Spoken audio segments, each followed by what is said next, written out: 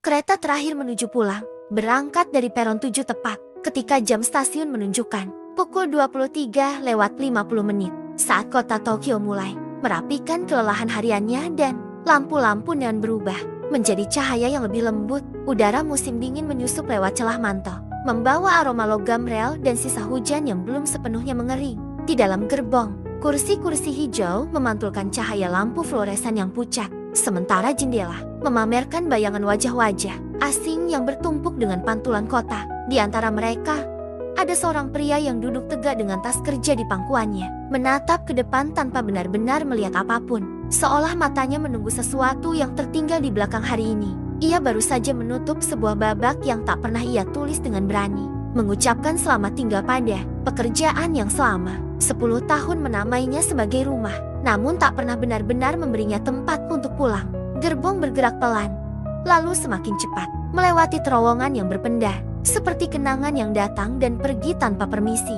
Setiap hentakan roda di atas rel terdengar seperti ketukan waktu, mengingatkan bahwa malam ini bukan sekadar perjalanan pulang, melainkan sebuah peralihan. Di seberang pria itu, seorang perempuan parubaya tertidur dengan kepala miring.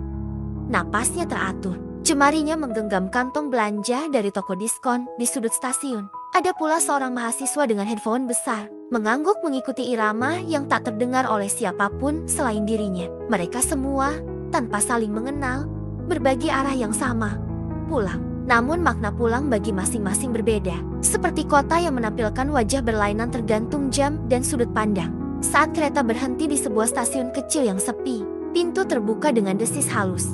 Angin malam menyelinap masuk membawa bau asin laut yang samar. Meski laut terasa jauh, pria itu teringat kampung halamannya di pesisir prefektur Kanagawa. Tempat kereta terakhir selalu ditunggu oleh ibunya di beranda. Meski tahu anaknya tak akan turun di sana malam ini, ingatan itu datang bersama rasa bersalah yang lama disimpan. Karena jarak yang diciptakan oleh ambisi dan rutinitas, ia merogoh saku mantel, menemukan ponsel dengan pesan tak terbaca dari nomor yang ia hafal di luar kepala. Ia tak membukanya, bukan karena tak ingin, melainkan karena takut bahwa satu kalimat sederhana bisa merobohkan tembok yang selama ini ia bangun agar tampak tegar. Lampu-lampu kota mulai jarang, digantikan oleh rumah-rumah dengan jendela redup dan jalanan yang lengang. Di sela kesunyian itu, suara pengumuman stasiun terdengar lebih personal, seperti berbicara langsung pada hati. Pria itu memejamkan mata, mengingat hari-hari ketika kereta menjadi saksi kepulangannya yang terlambat. Ketika ia pulang membawa kelelahan dan janji-janji yang tertunda, ia teringat sebuah percakapan singkat di kantor sore tadi, ucapan terima kasih yang kaku, senyum yang dipaksakan, dan kotak kardus berisi barang-barang pribadi yang terasa lebih ringan dari beban di dadanya. Ia sadar bahwa kehilangan arah terkadang diperlukan agar seseorang berani menata ulang peta hidupnya. Di stasiun berikutnya, seorang anak kecil naik bersama ayahnya. Keduanya tertawa pelan agar tak mengganggu penumpang lain. Tawa itu memantul lembut di dinding gerbong, menghangatkan udara yang dingin. Pria itu membuka mata dan tersenyum tipis, menyadari bahwa hidup selalu menemukan cara untuk menyelipkan harapan di tempat yang tak terduga. Ia membayangkan dirinya sendiri di usia anak itu, menunggu ayahnya pulang dengan kereta terakhir, mendengarkan cerita yang diulang-ulang namun selalu terdengar baru. Pulang, ia pikir, bukan hanya soal tempat, tetapi tentang kehadiran, tentang ada dan diingat. Kereta kembali melaju, dan waktu terasa melambat, memberi ruang bagi pikiran untuk bernapas. Pria itu akhirnya membuka pesan di ponselnya, sebuah kalimat sederhana. Kapanpun kamu pulang, lampu akan tetap menyala. Tidak ada tuntutan, tidak ada tanya, hanya kepastian yang menenangkan. Ia merasakan sesuatu melonggar di dadanya, seperti simpul yang akhirnya mau dilepas. Ia mengetik balasan singkat, jujur, tanpa basa-basi, aku sedang di kereta, aku pulang.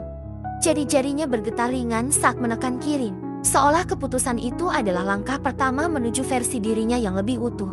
Ketika kereta mendekati stasiun tujuan, pengumuman terakhir terdengar, disambut oleh penumpang yang mulai berdiri dan merapikan barang. Pria itu bangkit, mengangkat tasnya, dan untuk pertama kalinya malam ini, langkahnya terasa ringan. Pintu terbuka, dan peron menyambut dengan dingin yang ramah. Ia melangkah keluar, menoleh sejenak ke arah kereta yang akan segera melanjutkan perjalanan tanpa dirinya. Kereta terakhir itu bukan hanya mengantarnya pulang, tetapi juga membawanya melewati batas yang selama ini ia takuti. Di bawah langit malam yang bersih, ia menarik napas dalam-dalam, menyadari bahwa pulang adalah keputusan berani untuk memulai lagi. Dan kereta terakhir hanyalah saksi setia dari keberanian yang akhirnya ia pilih.